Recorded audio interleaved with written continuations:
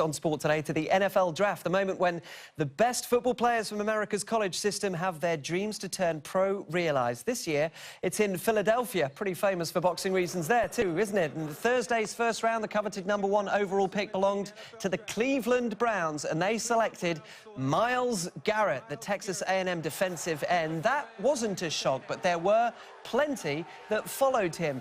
And there are also 6 more rounds to come over the weekend. Let's talk to Rick Horrow, a regular contributor to Sport Today on all things stateside, and was at the draft as well in Philadelphia. Rick, hello. We'll start with Myles Garrett. He was the consensus #1 overall pick. Cleveland, after flirting with a few other ideas, did eventually go for him. Well, yeah, and the bottom line is Cleveland has been the worst team in the NFL by far for the longest time since they came back. The old Browns moved to Baltimore. The new Browns were supposed to be the Messiah, but they forgot to read the memo that they've got to play well on the field. And they've had a lot of quarterback busts. There were a lot of conversations about drafting an untested Mitch Trubisky. We'll talk about him later. And they did not choose him. So they took the safer pick, who looks like he's going to be an all-pro. Let me just interject that the draft is a very interesting phenomenon because half the people that make it and draft in the first round become all-pros. Half. That means there's a 50% chance you make a major mistake, and the higher you are in the order, the more magnified the mistake.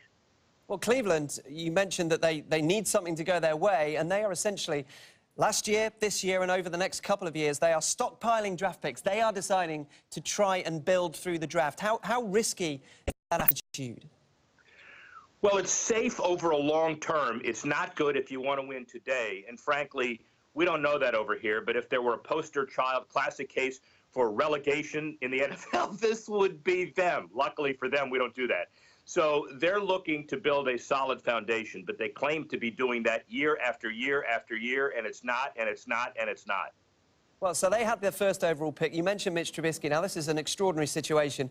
What happened was that Chicago Bears traded up, spent a lot of picks to trade and swap with San Francisco for pick #2, and they shocked everybody by going for this unproven quarterback, Mitch Trubisky. So how costly could it be for the Bears?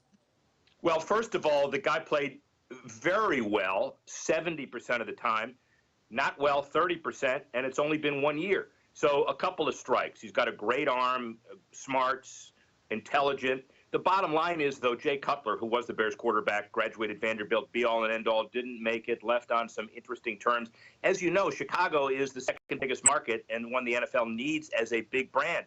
So it is costly, significantly costly, if it doesn't work. You give up some other future draft picks, you give up other players, and you put your stock in a quarterback that doesn't work. Of course, if you talk to the Bears, they say it's a no-brainer. That's why they did it.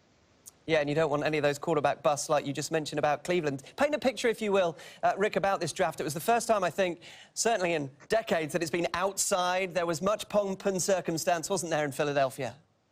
Well, I got my injection of steroids and adrenaline. Maybe adrenaline, let's put it that way. So I'm running up and down the Rocky statue monument steps, and, you know, I'm ready to go as a linebacker. I put on enough weight, and I feel really good about it. The more relevant issue here is that the city of Philadelphia, about $40 million of economic impact.